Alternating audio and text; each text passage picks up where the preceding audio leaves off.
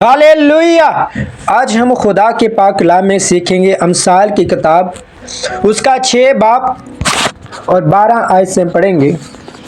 खुदा के पाक कलाम में लिखा है, खबीस व बदकार आदमी टेढ़ी तरशी ज़बान लिए फिरता है, वो आंख मारता है, वो पाँव से बातें और उंगलियों से इशारा करता है, उसके दिल में कजी है, वो बुराई के मंसूबे बांधता रहता है, वो फितना अंगेज है, इसलिए आफत उस पर निगाहान आ पड़ेगी, वो यक लगत तोड़ दिया जाएगा और कोई चारा ना होगा।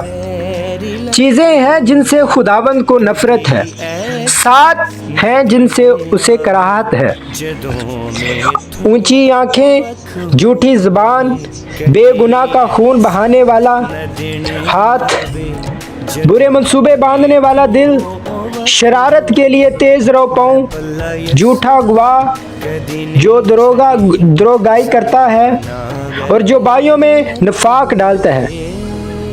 और मेरे बेटे, अपने बाप के फरमान को बजा ला और अपनी माँ की तालीम को ना छोड़, उनको अपने दिल पर बांध रख, अपने गले का तोक बना ले।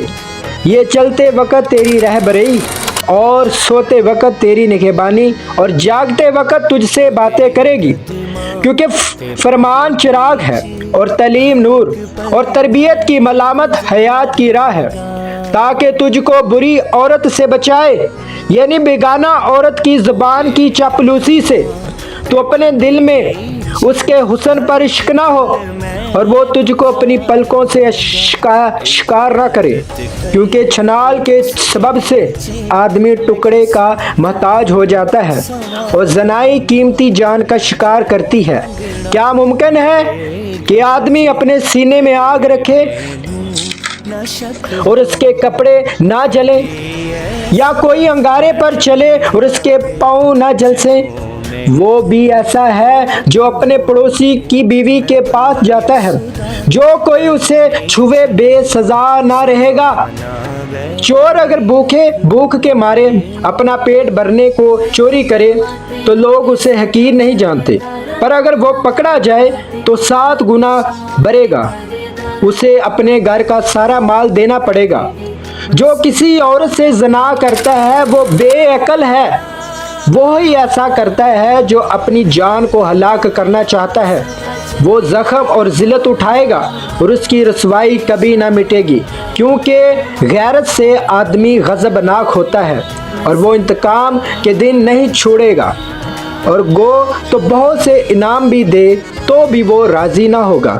ऐ मेरे बेटे, मेरी बातों को मान, मेरे फरमान को निगाह में रख, मेरे फरमान को बजा ला और जिंदा रह। मेरी तालीम को अपनी आंखों की पुतली जान, उनको अपनी उंगलियों पर बांध ले, उनको अपने दिल की तख्ती पर लिख ले।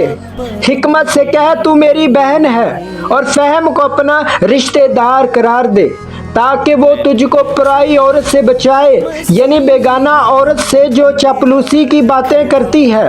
क्योंकि मैंने अपने घर की खिड़की से यानी जरों के में से बाहर निगाह की, और मैंने एक बेअक्ल जवान को नदानों के दरमियान देखा, यानी नौजवानों के दरमियान वो मुझे नजर आया कि उस औरत के घर के पास गली के मोड़ से जा रहा है, और उसने उसके घर का रास्ता लिया। दिन छुपे शाम के वक़्त, रात के अंधेरे तरीकी में देखो, वहाँ उससे एक औरत आ मिली जो दिल की चलाक और कस्बी का लिबास पहने थी।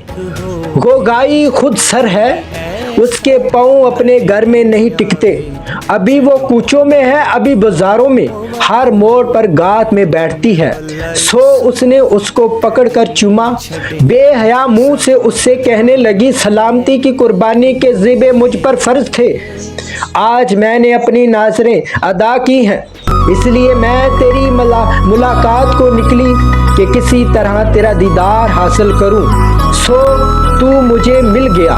मैंने अपने पलंग पर कारआमद गलीचे और मिस्र के सूत के धारीदार कपड़े बिछाए हैं। मैंने अपने बिस्तर को मुर और औद और दाल चीनी से मोतबर किया है।